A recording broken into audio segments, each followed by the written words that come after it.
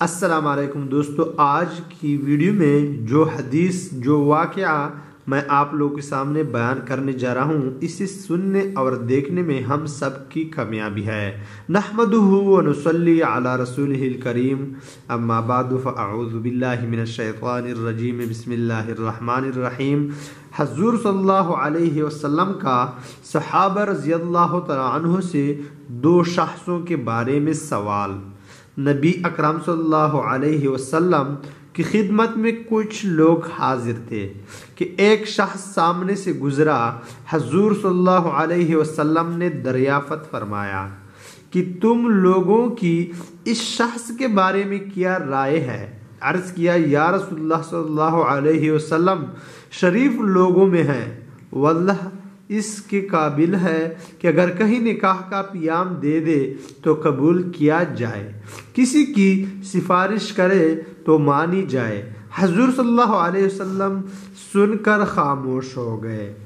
اس کے بعد ایک اور صاحب سامنے سے گزرے۔ حضور صلی اللہ علیہ وسلم نے ان کے متعلق بھی سوال کیا۔ لوگوں نے کہا، یا رسول اللہ صلی اللہ علیہ وسلم، ایک مسلمان فقیر ہے، کہیں منگنی کرے تو بیاہ نہ جائے، کہیں سفارش کرے تو قبول نہ ہو، بات کرے تو کوئی متوجہ نہ ہو۔ آپ صلی اللہ علیہ وسلم نے ارشاد فرمایا کہ اس پہلے جیسوں سے اگر ساری دنیا بھر جائے تو ان سب سے یہ شخص بہتر ہے۔ مطلب یہ ہے کہ محض دنیاوی شرافت اللہ کے یہاں کچھ بھی وقعت نہیں رکھتی۔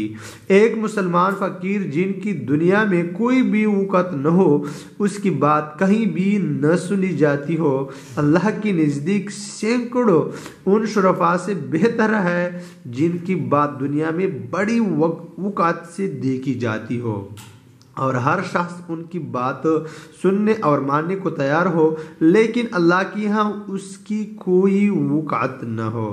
دنیا کا قیام ہی اللہ والوں کی برکت سے ہے۔ یہ تو حدیث میں خود موجود ہے کہ جس دن دنیا میں اللہ کا نام لینے والا نہ رہے گا، قیامت آ جائے گی اور دنیا کا وجود ہی ختم ہو جائے گا۔ اللہ کے پاک نام ہی کی یہ برکت ہے کہ دنیا کا سارا نظام قائم ہے۔